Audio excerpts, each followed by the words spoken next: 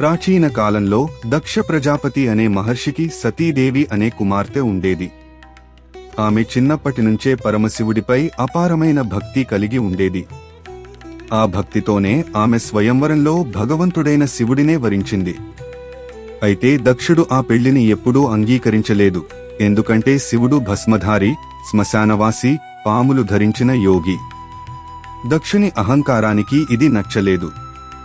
కొంతకాలం తరువాత దక్షుడు ఒక మహాయజ్ఞం చేయాలని నిర్ణయించాడు. భూమిలోని అన్ని దేవతలు, ఋషులను ఆహ్వానించాడు. కాని శివుడిని మాత్రం ఉద్దేశపూర్వకంగా పిలవలేదు. సతీదేవికి ఇది తెలిసినప్పుడు కూడా ఆమె తన తండ్రి యజ్ఞానికి వెళ్లాలని నిశ్చయించింది. శివుడు, సతీ, వారు నిన్ను ఆహ్వానించలేదు, వెళ్లడం తగదు అని చెప్పినా సతీదేవి వెళ్లిపోయింది. యజ్ఞస్థలానికి చేరుకున్న సతీదేవిని ఎవరూ గౌరవించలేదు. ఆమె కళ్ల ముందే దక్షుడు పరమశివుడిని అవమానించడం ప్రారంభించాడు. ఆ అవమానాన్ని తట్టుకోలేక సతీదేవి యోగాగ్నితో తన శరీరాన్ని తానే దహించుకుంది.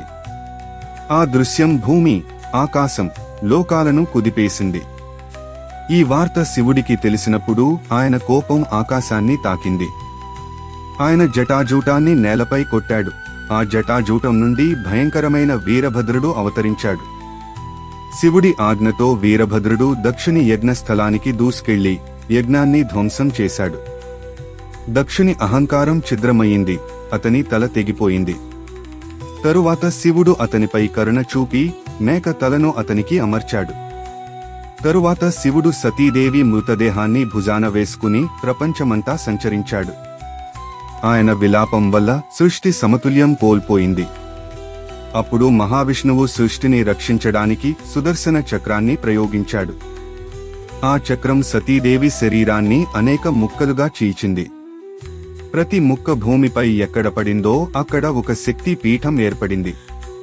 ప్రతి పీఠంలో అమ్మ శక్తి భాగం నిలిచింది. శివుడు అక్కడ భైరవుడిగా నిలిచి అమ్మను రక్షించాడు. ఈ విధంగా శక్తి పీఠాలు ఉద్భవించాయి.